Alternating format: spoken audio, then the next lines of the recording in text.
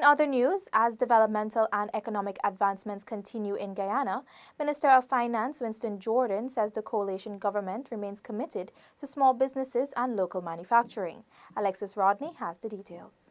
During a tour of two East Bank Demerara companies on Monday, Minister Jordan said the government is dedicated to pushing local manufacturing and broadening the scope for producers. His first visit was to Demerara Bakery, located at Block G1 Land of Canaan.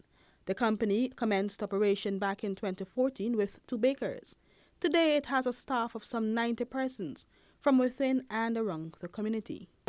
I always emphasize the small and medium businesses because for me it's easier to establish, they employ a lot more people, they stay around longer and so forth, and they tend to be closer to these so-called mom and pop rather than these large corporations and so on. Demerara Bakery hopes to one day become the premier bakery in Guyana. Every day, between 4,000 and 5,000 pieces of 26 different items are baked by the company, which are then supplied to close to 700 customers across Guyana.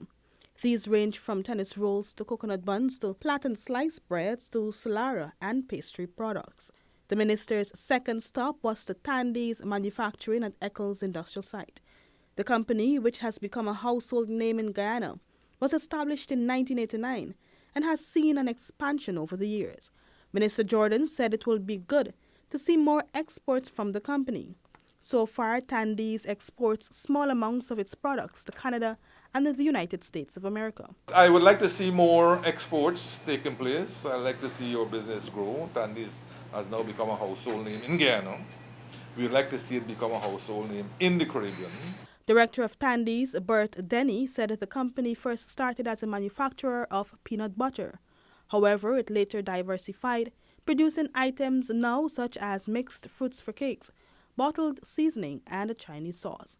Reporting for InfoHub, Alexis Rodney.